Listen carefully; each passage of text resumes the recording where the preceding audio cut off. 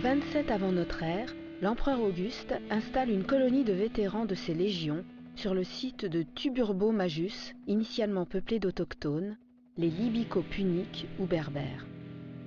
Sur ces terres fertiles, la ville atteint son apogée entre le 1er et le 3e siècle. Sur le podium du Capitole se dressent 4 colonnes corinthiennes de marbre. La cella, au cœur du temple, abritait une colossale statue de Jupiter de 7 mètres de hauteur. Peuplée alors d'environ 1000 âmes, la cité se couvre de monuments, de temples et de villas somptueusement décorés de mosaïques.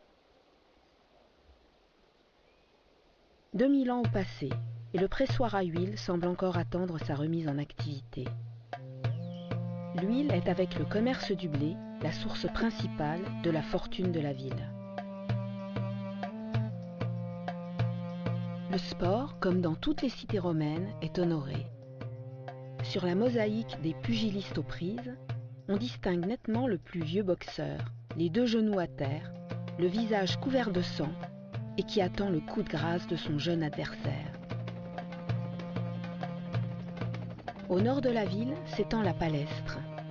Les citoyens viennent y pratiquer la lutte et les sports avant de s'abandonner au plaisir des thermes.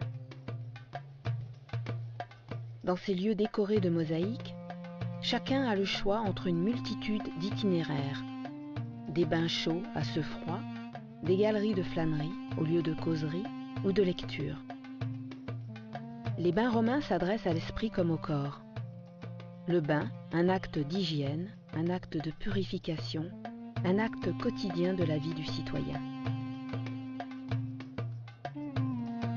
Le pavement de fontaines semi-circulaires avec la tête hirsute du dieu océan souligne le soin apporté à la décoration des thermes.